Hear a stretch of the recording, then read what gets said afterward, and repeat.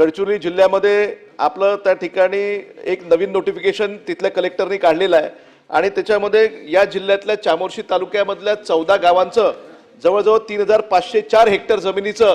JSW नावाची जी स्टीलची company आहे त्याच्या इंटिग्रेटेड स्टील प्लांट करता अधिग्रहित करण्याकरता त्यांनी हे नोटिफिकेशन काढलेलं आहे। गडचिरोली जिल्ह्यामध्ये मुळात हा प्रश्न आहे की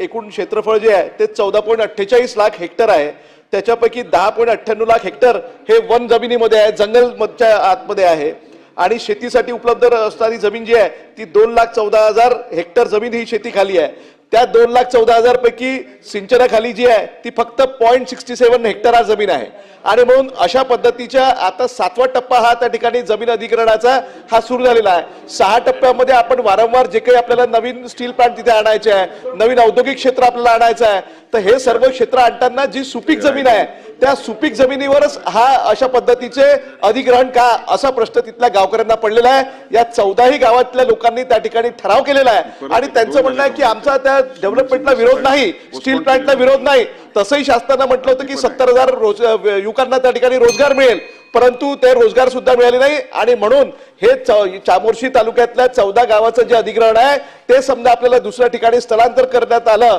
तर त्या ठिकाणी गावकऱ्यांना मोठ्या प्रमाणामध्ये त्या ठिकाणी फायदा होईल आणि त्यांची सुपीक जमीन या अधिग्रहणामध्ये जाणार नाही आणि म्हणून या संदर्भामध्ये आपण 289चा त्याला कन्वर्ट करून आपण चर्चेमध्ये रूपांतर करावं अशी माझी आग्रहाची विनंती आहे।